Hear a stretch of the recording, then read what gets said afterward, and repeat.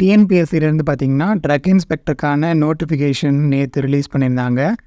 இதை பற்றின full detailed video தான் இந்த வீடியோவில் பார்க்க போகிறோம்.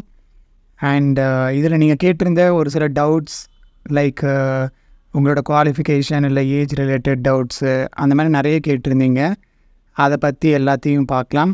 அண்ட் எப்படி அப்ளை பண்ணுறது அப்படிங்கிறத வந்து நம்ம இன்னொரு வீடியோவில் நான் செப்பரேட்டாக போடுறேன். ஏன்னா இப்போ லேப்டாப் கையில் இல்லாதனால அப்ளை பண்ண முடியல. அதனால் அப்ளிகேஷன் வீடியோ நான் பின்னாடி போடுறேன். இப்போதைக்கு வந்து ஜஸ்ட்டு இந்த நோட்டிஃபிகேஷனில் கிளியராக என்னென்ன கொடுத்துருக்காங்க அப்படிங்கிறத மட்டும் பார்க்கலாம். ஸோ ஃபஸ்ட்டு ஸ்டார்டிங்கில் பார்த்திங்கன்னா applications are invited through online mode அப்படின்னு கொடுத்துருக்காங்க. இதில் பார்த்திங்கன்னா நான் இன்டர்வியூ போஸ்ட்டுன்னு கொடுத்துருக்காங்க. இதுக்கு முன்னாடி இருந்த ட்ரக் இன்ஸ்பெக்டர் எக்ஸாம் வந்து இன்டர்வியூ போஸ்ட்டில் இருந்துச்சு. அதாவது அதில் நீங்கள் எக்ஸாம் எழுதி கிளியர் பண்ணாலுமே இன்டர்வியூன்னு ஒன்று இருக்குது. அதில் நீங்கள் வந்து ஸ்கோர் பண்ணால் தான் அந்த ஸ்கோரையும் சேர்த்து தான் அவங்களோட மெரிட் லிஸ்ட் வந்து வரும். ஸோ அப்படி ஒரு ஃபார்மாலிட்டி இருந்துச்சு. ஆனால் இப்போ வந்து இன்டர்வியூ கிடையாது, பியூர்லி வந்து மெரிட் பேசிஸில் தான் இந்த செலெக்ஷன் வந்து நடக்க போகுது. ஸோ எக்ஸாமில் நீங்கள் ஸ்கோர் அதிகமாக எடுக்கிறவங்க தான் செலக்டட் கேண்டிடேட்ஸ். ஸோ அதுதான் அதில் நம்ம நோட் பண்ணிக்க வேண்டியது. Next important instructions candidates to ensure their eligibility for the exam. All candidates are requested to carefully read the instruction to applicants. இது வந்து பின்னாடி கொடுத்துருப்பாங்க, அதை ரீட் பண்ணிக்க சொல்லியிருக்காங்க. ஸோ இது வந்து இந்த பிடிஎஃப்பில் நீங்கள் ரீட் பண்ணணும்னா நீங்கள் ரீட் பண்ணிக்கலாம். Candidates applying for exam should fulfil the eligibility conditions. So இது எல்லாமே பின்னாடி வந்து கொடுத்துருப்பாங்க லைக் குவாலிஃபிகேஷன் அந்த மாதிரி. So 1.1 okay. நெக்ஸ்ட்டு 1.2ல் important dates and time. So date of notification இது ரிலீஸ் ஆன டேட் வந்து எஸ்டர்டே, அதாவது July 26. Last date and time for submission of online application. So online அப்ளிகேஷனோட லாஸ்ட் டேட் வந்து ஆகஸ்ட் 24 மிட்நைட். ஸோ அதாவது நேத்தியிலேருந்தே application வந்து ஓப்பன் ஆகிடுச்சு. ஸோ இதிலேருந்து கரெக்டாக 1 மந்த் டைம் கொடுத்துருக்காங்க. 24 ஆகஸ்ட்டு தான் அப்ளை பண்ணுறதுக்கான லாஸ்ட் டேட். இப்போ நம்ம அப்ளை பண்ணி முடிச்சிட்டோன்னு வச்சுக்கோங்க, இன்கேஸ் அதில் ஏதாவது ஒரு கரெக்ஷன் இருக்குது அதை பண்ணணும் அப்படின்னா அதுக்கு ஒரு தனி பீரியட் கொடுத்துருக்காங்க. 28 ஆகஸ்ட்லேருந்து 30th ஆகஸ்ட். ஸோ 2 days இல்லை 3 days டைம் இருக்குது. ஸோ இதை பார்த்துக்கோங்க. இதுக்கப்புறம் date and time of examination. Date பார்த்திங்கன்னா அதாவது இப்போ இந்த சப்ஜெக்ட் பேப்பர் இல்லாமல் மீதி இருக்கக்கூடிய அந்த தமிழ் எலிஜிபிலிட்டி டெஸ்ட்டு, அப்புறம் general studies, aptitude, mental ability test. So இதில் பார்த்திங்கன்னா ட்ரக் இன்ஸ்பெக்டருக்கு வந்து தமிழ் எலிஜிபிலிட்டி டெஸ்ட் இருக்குது, அது கூட இந்த ஜிகே அதுவும் இருக்குது. இது நடக்கக்கூடிய டேட் வந்து அக்டோபர் 26. இதோட டைமிங் பார்த்துக்கோங்க 9:30 to 12:30 PM. ஸோ இது வந்து ஃபார் தமிழ் எலிஜிபிலிட்டி டெஸ்ட்டு, அப்புறம் ஜிகே அண்ட் ஆப்டிடியூட் டெஸ்ட்டுக்கு. இதுக்கப்புறம் பேப்பர் 2 அப்படிங்கிறது தான் சப்ஜெக்ட் பேப்பர், அதாவது நம்மளோட pharmacy paper.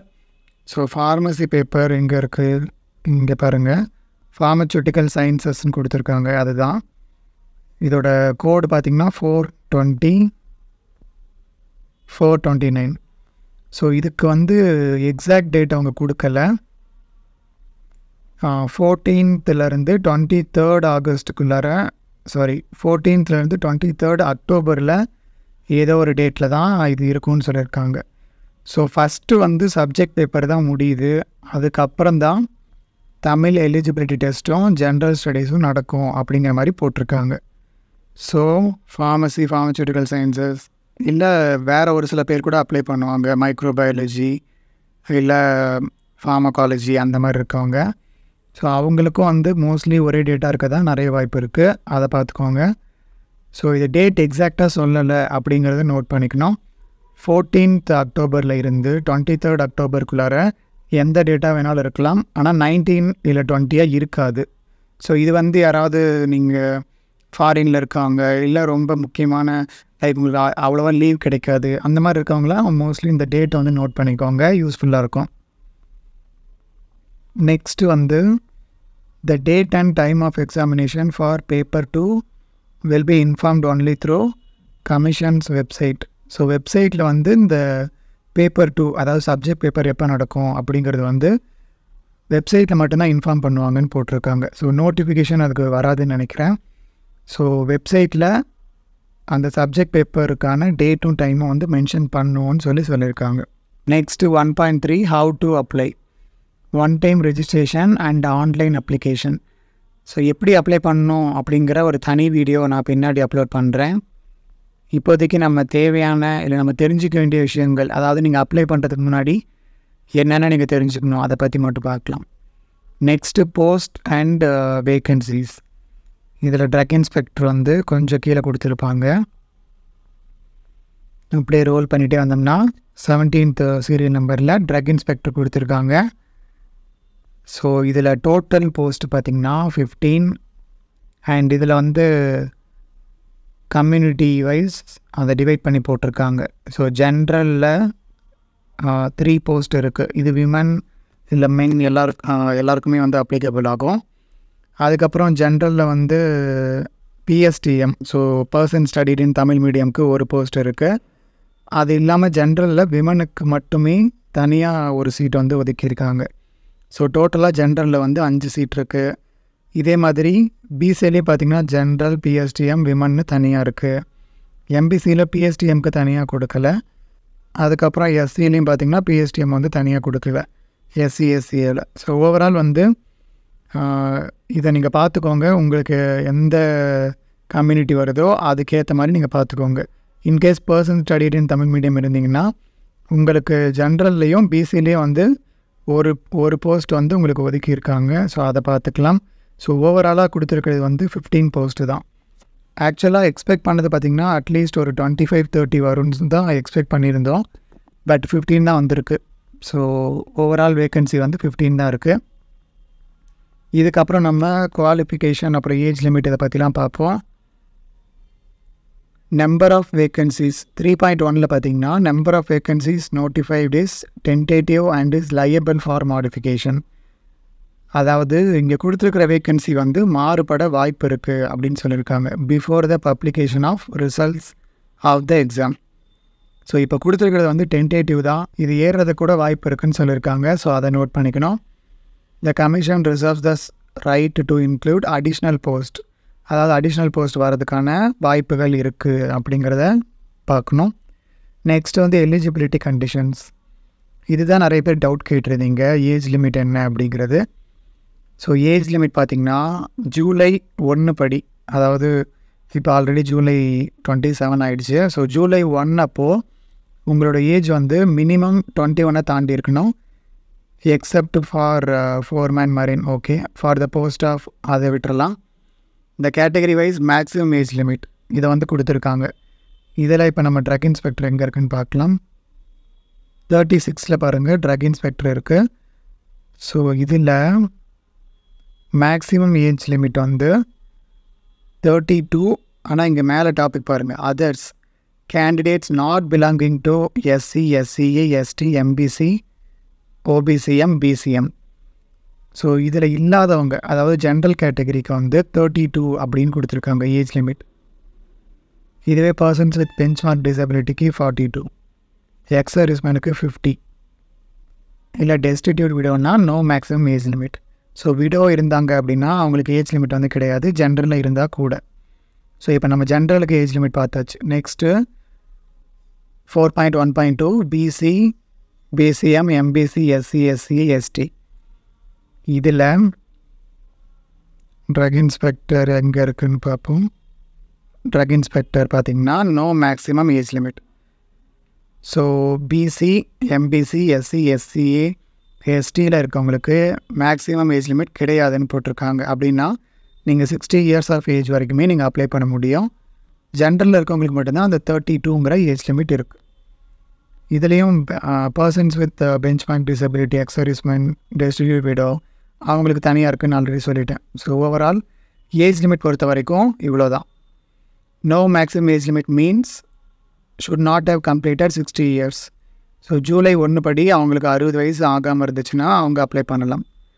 Candidates claiming age concession should upload the supporting document for such claim. அதாவது இப்போ ஏஜ் ரிலாக்ஸேஷன், லைக் இப்போ ஏஜ் ரிலாக்ஸேஷன் கொடுத்துருக்காங்க இல்லைங்களா எக்ஸ் சர்வீஸ்மேனுக்கு, இல்லை பர்சன்ஸ் வித் பெஞ்ச்மார்க் டிசபிலிட்டி, அவங்க வந்து அதுக்கான ப்ரூஃப் வந்து அப்லோட் பண்ண வேண்டியிருக்கும். those candidate whose date of birth is not mentioned in their 10th standard 12th standard must upload their birth certificate TC degree mark sheet instead of 10th 12th mark sheet. So 10th 12th தான் ஜென்ரலாக accept பண்ணுறாங்க for date of birth. But அது இல்லாத பட்சத்தில் birth certificate TC degree mark sheet இதெல்லாம் கூட கொடுக்கலான்னு சொல்லியிருக்காங்க. இதை தவிர வேறு எந்த ஃபார்மும் நாட் அக்செப்டட் அப்படின்னு போட்டிருக்காங்க. Failure to upload such document shall result in rejection of candidature. அதாவது டாக்குமெண்ட்டை வந்து ப்ராப்பராக இதில் இருக்கிறத தவிர வேறு எதாவது கொடுத்திங்கன்னா உங்களோட அப்ளிகேஷன் வந்து ரிஜெக்ட் ஆகிடும்னு போட்டிருக்காங்க. இப்போ நெக்ஸ்ட்டு முக்கியமானது educational qualification, technical qualification, experience. இதில் என்னென்ன தேவை அப்படின்னு பார்க்கலாம். ஸோ ட்ரக் இன்ஸ்பெக்டர் பார்த்திங்கன்னா 37 இருக்கும்னு நினைக்கிறேன், இல்லை இங்கே கொஞ்சம் முன்னாடியே இருக்குது, 33 இருக்குது ட்ரக் இன்ஸ்பெக்டர். ஸோ இந்த லைன் தான். Must possess degree in pharmacy. So degree means minimum வந்து பேச்சுலர் ஆஃப் ஃபார்மசி வந்து கம்ப்ளீட் பண்ணியிருக்கணும். ஆர் ஃபார்மசூட்டிக்கல் சயின்சஸ் ஆர் மெடிசன்னா அந்த doctors with specialisation in clinical pharmacology. So டாக்டர்ஸ்லேயே இந்த எம்டி ஃபார்மகாலஜி அந்த மாதிரி இருக்கும், அதை முடித்தவங்க அப்ளை பண்ணலாம். இல்லை மைக்ரோபயாலஜி முடித்தவங்க அப்ளை பண்ணலாம். ஸோ இது வந்து மினிமம் குவாலிஃபிகேஷன். ஸோ பிஃபார்ம் இல்லை எம்டி ஃபார்மகாலஜி இல்லைன்னா மைக்ரோபயாலஜி இல்லை ஃபார்மசூட்டிக்கல் சயின்சஸ். ஸோ இவங்க மட்டும்தான் அதுக்கு வந்து அப்ளை பண்ண முடியும். அண்ட் ட்ரக் இன்ஸ்பெக்டர் அப்ளை பண்ணுறவங்களுக்கு எக்ஸ்பீரியன்ஸ் வந்து தேவையில்லை, எக்ஸ்பீரியன்ஸ் நாட் ரெக்வைர்ட், அதை நோட் பண்ணிக்கணும். அப்புறம் டெக்னிக்கல் குவாலிஃபிகேஷன் அந்த மாதிரியும் எந்த ரெக்குயர்மெண்ட்டும் இல்லை.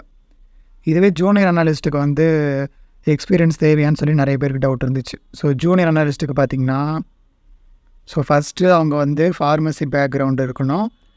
அதுக்கப்புறம் should possess not less than 2 years experience in drug analysis.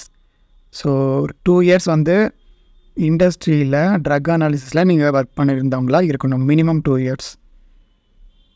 Provided that the requirement of experience may be reduced to 1 year in case of post graduate. Post graduate முடித்தவங்களுக்கு 1 year experience இருந்தாலே போதும் அப்படின்னு சொல்லியிருக்காங்க. ஸோ இது வந்து junior அனலிஸ்ட்டுக்காக ஒரு சில பேர் கேட்டிருந்தீங்க. ஸோ அவங்களுக்கானது. இப்போ வந்து உங்களுக்கு நீங்கள் இண்டஸ்ட்ரியில் உங்களுக்கு 2 years எக்ஸ்பீரியன்ஸ் இருக்குது, இல்லை நீங்கள் பிஜி முடித்து 1 year எக்ஸ்பீரியன்ஸ் இருக்குன்னா நீங்கள் ஜூனியர் அனாலிஸ்ட்டுக்கும் அப்ளை பண்ணலாம், ட்ரக் இன்ஸ்பெக்டருக்கும் அப்ளை பண்ணலாம். ரெண்டுத்துக்குமே ஒரே டைம்லேயே அப்ளை பண்ண முடியும், அதை நோட் பண்ணிக்கோங்க. ஸோ எஜுகேஷனல் குவாலிஃபிகேஷன் முடிச்சாச்சு. The candidate should possess educational technical experience prescribed for the post on the date of notification. So இது ரொம்ப முக்கியமான விஷயம். நிறைய பேர் வந்து கேட்டிருந்தீங்க, நான் ஃபைனல் இயர் படிக்கிறேன், இல்லை நான் வந்து டிகிரி முடிச்சிட்டேன், கோர்ஸ் கம்ப்ளீஷன் மட்டும் இருக்குது, நான் வந்து ட்ரக் இன்ஸ்பெக்டர் எழுதலாமான்னு கேட்டிருந்தீங்க. கோர்ஸ் கம்ப்ளீஷன் இருக்குது இல்லைங்களா, அதில் ஒரு டேட் கொடுத்துருப்பாங்க. அந்த டேட்டு இந்த டேட் ஆஃப் நோட்டிஃபிகேஷன் படி இருக்கா அப்படிங்கிறத பார்த்துக்கணும். அதாவது இப்போ கோர்ஸ் கம்ப்ளீஷனில் as of this date this person has completed his bachelor of pharmacy அப்படின்னு கொடுத்துருப்பாங்க. அந்த டேட் வந்து ஜூலை 26க்கு முன்னாடி இருந்துச்சுன்னா நீங்கள் எலிஜிபிள், இல்லை ஜூலை 26 தாண்டி இருந்துச்சுன்னா you are not eligible. Simple. So இது வந்து நீங்கள் ஃபைனல் இயர் இருக்கவங்க ஆப்வியஸ்லி எழுத முடியாது. டிகிரி முடித்தவங்க கோர்ஸ் கம்ப்ளீஷன் வச்சுருக்கவங்க உங்களோட ஃபைனல் சர்டிஃபிகேட்டில் இந்த டேட்டுன்னு சொல்லி கொடுப்பாங்க. மோஸ்ட்லி மந்த்து கொடுப்பாங்க, இல்லை சம் பிளேஸஸில் டேட்டை எக்ஸாக்டாக மென்ஷன் பண்ணுவாங்க. அந்த டேட் வந்து இந்த நோட்டிஃபிகேஷன் டேட்டுக்கு முன்னாடி இருந்தால் நீங்கள் எலிஜிபிள். நெக்ஸ்ட் வந்து சப்போர்ட்டிங் டாக்குமெண்ட்ஸ். ஸோ இது எல்லாமே இந்த பிடிஎஃப் ஃபைலை நீங்கள் பார்த்து தெரிஞ்சுக்கோங்க. முக்கியமானது மட்டும் இதில் பார்த்து முடிச்சிடலாம். இதுக்கப்புறம் physical standard, knowledge in Tamil, அப்புறம் தமிழுக்கு வந்து எஸ்எஸ்எல்சி ஸ்டாண்டர்டில் நீங்கள் நம்ம படித்தாலே போதும்னு சொல்லியிருந்தாங்க, அதை நோட் பண்ணிக்கோங்க. அப்புறம் அது persons with benchmark disability, restrictions on applying the exam, வேறு இம்பார்ட்டண்ட்டாக நெக்ஸ்ட்டு ஸ்கீம். ஸோ இது ரொம்ப முக்கியம், ஏன்னா இதில் தான் நம்ம செலெக்ஷன் ப்ராசஸே டிபெண்ட் ஆகுது. பேப்பர் 1ல் பார்ட் ஏ பார்ட் பி இருக்குது. பார்ட் ஏங்கிறது தமிழ் எலிஜிபிலிட்டி டெஸ்ட்டு, பார்ட் பிங்கிறது ஜிகே ஆப்டிடியூட் இதெல்லாம். ஸோ இந்த பேப்பர் 1 வந்து October 26 அதாவது கடைசியாக நடக்குது. பேப்பர் 2 தான் அக்டோபர் 23க்குள்ளாரையே நடந்து முடிஞ்சிடும். அதாவது சப்ஜெக்ட் பேப்பர் தான் ஃபஸ்ட்டு நடக்கும். அதுக்கப்புறம் தான் இந்த பேப்பர் 1ன்னு சொல்லப்படுற தமிழ் எலிஜிபிலிட்டியும் ஜிகே டெஸ்ட்டும் நடக்குது. ஸோ தமிழ் எலிஜிபிலிட்டிக்கு எஸ்எஸ்எல்சி ஸ்டாண்டர்ட் அப்படின்னா 10th புக்ஸ் வரைக்கும் நீங்கள் படிச்சிங்கன்னா போதுமானதாக இருக்கும். Number of questions 100. ஒரு கொஷினுக்கு வந்து 1.5 மார்க்ஸு. So overall 100 × 1.5 150 marks. இப்போது இதில் எடுக்கிற மார்க் வந்து உங்களுக்கு மெரிட்டுக்கு யூஸ் ஆகாது.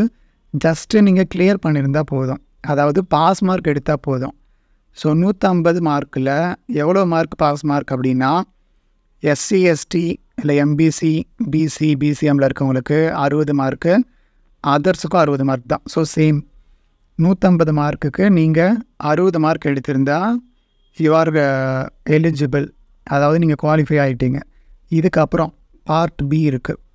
பார்ட் பியில் ஜிகே ஆப்டிடியூட் இருக்குது. இதுவும் வந்து 100 கொஷின் ரெண்டும் சேர்த்து அதில் டிவிஷன் போட்டிருக்காங்க. General studies 75, aptitude mental ability டெஸ்ட்டில் 25, டோட்டலாக 100, same 1.5 marks. So total 150 marks. But இதில் எடுக்கிற மார்க் வந்து உங்களுக்கு தனியாக யூஸ் ஆகாது. இதுவும் நீங்கள் பேப்பர் 2ல் எடுக்கிறதும் கம்பைன் பண்ணி என்ன மார்க் வருதோ அதுதான் உங்களோட மெரிட். அதுதான் உங்களோட மெரிட் ஸ்கோர். அதுதான் உங்களை ஜாபுக்கு நீங்கள் செலக்டடாக இல்லையான்னு சூஸ் பண்ணுறது. ஸோ பார்ட் பி பேப்பர் 2 இது ரெண்டும் தான் ரெக்வயர்டு. ஸோ ஆனால் நீங்கள் ரெண்டும் தனித்தனியாக எழுதுறீங்க, அதை நோட் பண்ணிக்கணும். அண்ட் இந்த பேப்பர் 1க்கான டைம் 3 hours, பேப்பர் 2க்கான டைமும் 3 hours. இப்போ நம்ம பார்ட் பியில் எடுக்கிற மார்க்கு ப்ளஸ் சப்ஜெக்ட் பேப்பரில் எடுக்கிற மார்க்கு இது ரெண்டும் ஆட் ஆகி வரும்போது அதில் ஒரு மினிமம் மார்க் இருக்குது. That is 135. அதாவது டோட்டல் மார்க் வந்து சப்ஜெக்ட் பேப்பரில் 300, பார்ட் பியில் 150, ரெண்டும் சேர்த்திங்கன்னா 450. 450க்கு 135 எடுத்தாலே கிளியர். அதாவது மினிமம் குவாலிஃபையிங் மார்க் வந்து எடுத்தாச்சு, பாஸ் ஆயாச்சுன்னு அர்த்தம். அது வந்து 135 for SC SCA MBC BC BCM. இல்லை ஜென்ரல் அப்படின்னா 180 மார்க்ஸ் வந்து மினிமம் குவாலிஃபிகேஷன் மார்க்ஸ். இதை நோட் பண்ணிக்கணும். அப்புறம் நெக்ஸ்ட்டு பார்த்திங்கன்னா இந்த பார்ட் ஏ பார்ட் பி, அதாவது பேப்பர் 1 வந்து கம்ப்ளீட்டாக ஓஎம்ஆர். ஸோ ஓஎம்ஆர் ஷீட்டில் வந்து நடக்கும். பேப்பர் 2 வந்து அதாவது சப்ஜெக்ட் பேப்பர் வந்து சிபிடி, கம்ப்யூட்டர் பேஸ்டு டெஸ்ட். ஒரு பேப்பர் நீங்கள் வந்து ஓஎம்ஆர் ஷீட்டில் நீங்கள் மார்க் பண்ணுற மாதிரி இருக்கும். இன்னொரு பேப்பர் வந்து கம்ப்யூட்டர் பேஸ்டு டெஸ்ட். இதை நோட் பண்ணிக்கணும். ஸோ இதுதான் வந்து scheme of exam for drug inspector. So ஓவராலாக தமிழில் பாஸ் ஆனால் போதும். அதுக்கப்புறம் ஜிகே ப்ளஸ் சப்ஜெக்ட் பேப்பரில் நீங்கள் எடுக்கக்கூடிய ஸ்கோர் தான் உங்களோட, அதாவது உங்களோட மெரிட் லிஸ்ட்டில் கொண்டுட்டு போகக்கூடிய ஸ்கோர். இன்டர்வியூ கிடையாது, which is a good thing. So டேரெக்டாக நீங்கள் மார்க் வச்சு நீங்கள் போயிடலாம். இதுக்கப்புறம் ஸோ ஓவரால் அவ்வளோதான். அப்புறம் ஹவு டு அப்ளை ஆன்லைன் நீங்கள் ஒரு 2-3 பேஜ் கொடுத்துருக்காங்க. ஸோ இதெல்லாம் நீங்கள் அப்ளை பண்ணும்போது நீங்கள் செக் பண்ணிக்கோங்க. Written examination will be held at centres. So list of centres இங்கே கொடுத்துருக்காங்க. ஸ்டார்டிங் ஃப்ரம் அரியலூர் விருதுநகர் வரைக்கும் 38 சென்டர் வந்து தமிழ்நாட்டில் கொடுத்துருக்காங்க. எக்ஸாமினேஷன் ஃபீஸ் பார்த்திங்கன்னா 100 rupees, which is also a good thing. So examination fees 100 தான் இருக்குது. அப்புறம் பேமெண்ட் நீங்கள் ஈஸியாக பண்ணிக்கலாம், ஏன்னா நிறைய நெட் பேங்கிங் அந்த மாதிரி எல்லாமே இருக்கும். So this is all about the details on drug inspector notification 2024. All the best to every one. And இந்த சப்ஜெக்ட் பேப்பருக்கு, அதாவது ஃபார்மசி பேப்பருக்கு என்கிட்ட வந்து எம்சிக்யூ புக்ஸ் அவைலபிளாக இருக்குது.